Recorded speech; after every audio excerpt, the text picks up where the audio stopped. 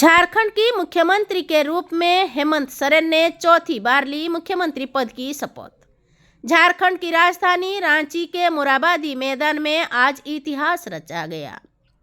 झारखंडियों के प्रिय नेता हेमंत सोरेन ने चौथी बार मुख्यमंत्री पद की शपथ ली।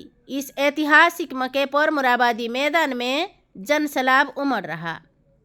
जय घोष और नारों के बीच समर्थकों ने इस पल को जश्न की तरह मनाया। लेकिन ये जो जीत इतना आसान नहीं था इस बार, कह रहे हैं उनके समर्थकों। विरोधियों के लाख कोशिशों के बाद भी जीत हुआ। आइए सुनते हैं क्या कह रहे हैं, कैसा था ये जीत का जश्न। मेरा परिचय तारकेश्वर तिवारी, गोल्डी तिवारी और झारखंड मुक्ति मोर्चा सदस्य। तो इस बार जो हेमंत सोरेन जी चौथी बार मुख्यमंत्री के रूप में शपथ लिए हैं, इससे आप कितना खुश हैं और राज्य का विकास कैसा होगा, आपको कैसा दिखाई दे रहा है?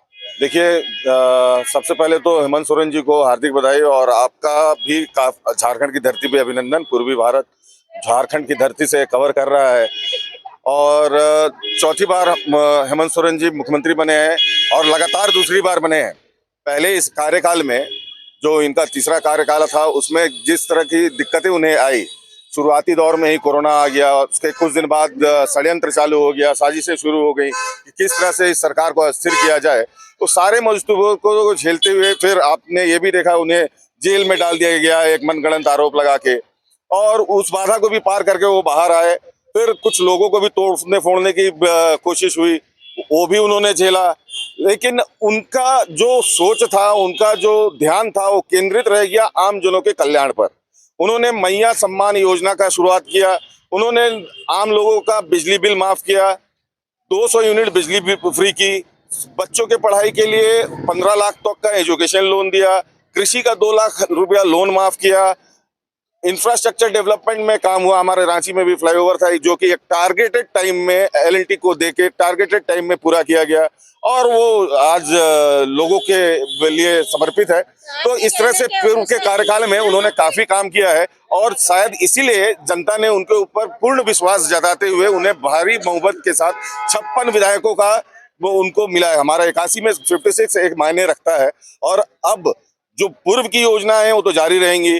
हमारा मैया सम्मान योजना का जो 1000 रुपए की राशि थी वो बढ़ के अब 2500 इसी महीने से मिलने वाली है और भी बहुत सारी जन कल्याणकारी योजनाएं मिलेंगी। काम होगा, आगे आगे भी बेहतर काम हुआ है मैडम।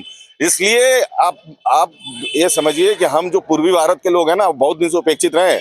केंद्र में मोदी जी बैठे हैं, वो हमारे 1,56,000 करोड़ रुपया रोक के बैठे हैं। किस चीज का? रॉयल्टी का, जो हमारा हक अधिकार का पैसा है। हम भीख नहीं मांग रहे उनसे, हमारे हक अधिकार का पैसा 1,36,000 करोड़ रुपया वो रोक के बैठे हुए हैं।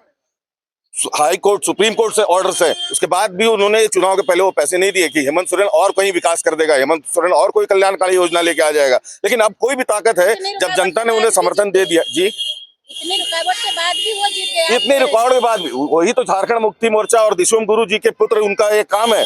जब विश्वम गुरु जी इतनी विपरीत परिस्थितियों से लड़ते हुए झारखंड की इस धरती को अलग राज्य बनाए हैं, तो उनका ये बेटा नेतृत्व करने में कभी पीछे हटेगा क्या? है कल्पना जी, उनका भी मैडम, भूमिका है, चर्चा हो रहा है, क्या बताएंगे? वो आपके उड़ीसा की धरती से हैं, ठीक है।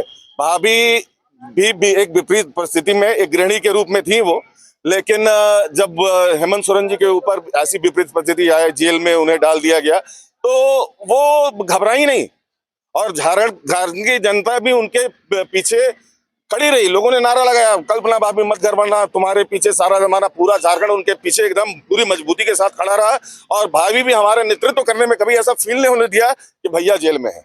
आप अभी थोड़ी देर पहले बता रहे थे कि साजिश हुआ था हेमंत सोरेन जी के, फिर सेंट्रल में इनके पैसा रॉयल्टी को भी रुका दिया। जी जी। तो इतने साजिशों के बाद ये गठबंधन के सरकार का लास्टिंग कितना दिन होगा, कैसा होगा ये? मैडम, जब पिछले बार का एम में हमारी संख्या पहले से कम थी, ठीक है, और इस बार तो हम लोग 56 पर हैं। भारतीय जनता पार्टी की अब क्या बताएं, मतलब उनको उनकी औकात पता चल गई है। वो 20-21 पे हैं, पूरे गठबंधन को भी जोड़ लें तो 24 पे हैं। अब वो किसको जोड़ेंगे? अपनी पार्टी को बचा लें। कुछ दिन के बाद उनका आधा पार्टी हमारे झारखंड मुक्ति मोर्चा के शरण में होगा। आजसू पार्टी समाप्त हो चुकी है, उनका जो प्रमुख गठबंधन दल है 10 सीटों पर लड़ रही थी, लगभग समाप्त है। 200 वोट से जीत के एक सीट पर है, 200 वोट से जीत के उनके एक विधायक हैं जो कि बोल रहे हैं कि हम इस्तीफा देके अपने वो बड़े लीडर सुदेश महतो जी को लड़ाएंगे। हम उन्हें आमंत्रित करते हैं कि आइए अपने सुदेश महतो जी को लड़ाइए, और देखिए ये भी एक सीट अब खत्म हो जाएगा और आप सुनने पर समाप्त हो जाएंगे। जी, मैं गढ़वा रंका विधानसभा गढ़वा की हूँ और अभी मैं फिलहाल मैं ब्लॉक प्रमुख हूँ और हम लोग माननीय पूर्व मंत्री मिथिलेश कुमार ठाकुर जी के क्षेत्र से हैं और आज हम लोग माननीय मुख्यमंत्री जी के शपथ ग्रहण में आए हुए हैं।